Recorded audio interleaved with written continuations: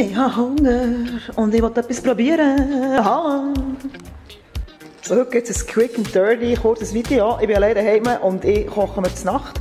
Und ich will heute mal die TikTok-Scheiß-Pasta nachmachen.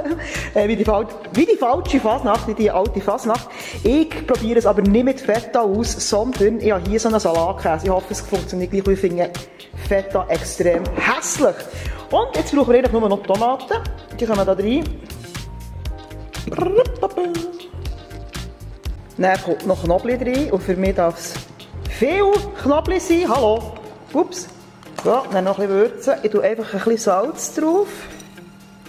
So. Und noch ein bisschen Lemon Pepper für Flavor. Dann haben wir hier noch Premium Olive Oil. Ein bisschen drüber. So, warum kommt das Zeug nicht raus? Hallo. Ah, jetzt.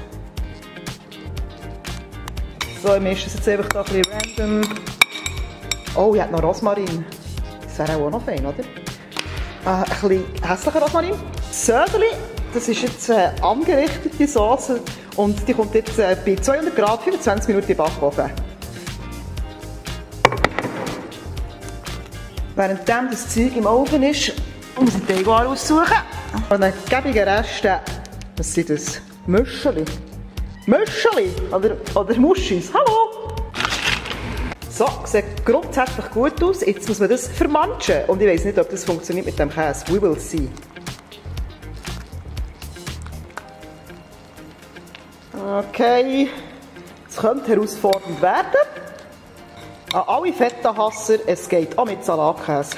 Geil. Oh, jetzt noch Teig drin.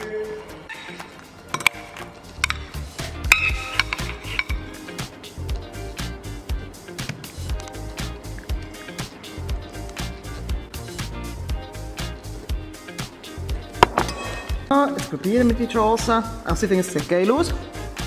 Ist schnell gemacht. Oh, es ist verdammt fein.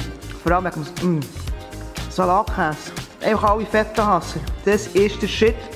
Ich hoffe, euch hat das Video gefallen. Kurz, knackig, mir sieht man nicht. Ist manchmal gescheiter. Und tun wir gleich rauf. Und bis zum nächsten Mal. Einen guten.